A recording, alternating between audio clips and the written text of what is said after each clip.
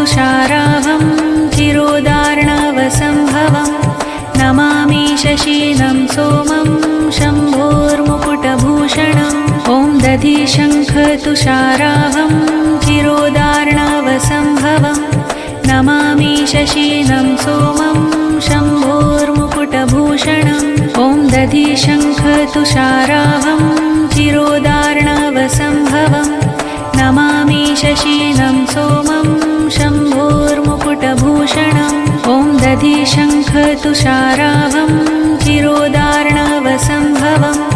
नमामि शशीनं सोमं शम्भोर्मुकुटभूषणम् ॐ दधिशङ्खतुषाराहं चिरोदार्णवसम्भवं नमामि शशीनं सोमं शम्भो